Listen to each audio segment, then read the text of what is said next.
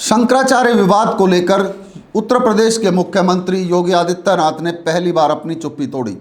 उन्होंने विधानसभा में बोलते हुए कहा कि कहने से हर आदमी शंकराचार्य नहीं हो जाता। उन्होंने इस मौके पर समाजवादी पार्टी पर भी कटाक्ष करते हुए कहा कि यदि वे शंकराचार्य थे तो उन पर प्रयागराज में उनके शासनकाल में लाठियां क्यों भांजी गई, क्यों उनके खिलाफ एफआईआर दर्ज की गई। उन्होंने कहा कि किसी भी मठ का आचार्य इधर उधर जाकर अर्गनल बातें नहीं करते। उन्होंने कहा कि इसकी एक मर्यादा होती है, शंकराचार्य अपनी मर्यादा में रहकर ही बात करते हैं। हर व्यक्ति शंकराचार्य नहीं लिख सकता। हर व्यक्ति हर पीठ के आचार्य के रूप में जाकर के जहां तहां वातावरण खराब नहीं कर सकता। उन मर्यादाओं का पालन सबको करना होगा। और अगर वो शंकराचार्य थे तो क्यों आप लोगों ने लाठीचार्ज किया था वाराणसी में? क्यों एफआईआर लॉन्च किया था? आप नैतिकता की बात करते हैं। आपको पूछना है, सपा के लोग पूछे, लेकिन हम लोग मर्यादित लोग हैं। कानून का शासन पर विश्वास करते हैं।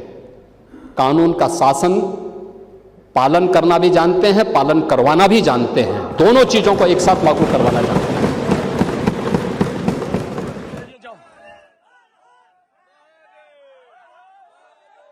वहीं दूसरी ओर योगी के बयान सामने आने के बाद शंकराचार्य अवमुक्तेश्वरानंद ने भी अपना एक बयान जारी कर कहा कि क्या अब सरकार तय करेगी कि कौन शंकराचार्य है और कौन शंकराचार्य नहीं है। कि आदित्यनाथ जी ये बताएं कि कोई भी अपने आप को मुख्यमंत्री नहीं लिख सकता, लेकिन आदित्यनाथ अपने को मुख्यमंत्री लिखेंगे कि नहीं लिखेंगे?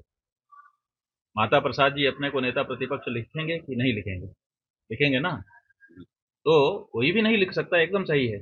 लेकिन जो शंकराचार्य है वो भी अपने आप को शंकराचार्य नहीं लिख सकता। ये उसमें से कहाँ से आप निकाल ले रहे हो? दूसरी बात यह है कि उनका जो भी बयान है, हमने देखा, आप उसको ध्यान से देखेंगे तो ये बताने की कोशिश है कि हम प्रमाण पत्र देंगे जिसको वही शंकराचार्य होगा।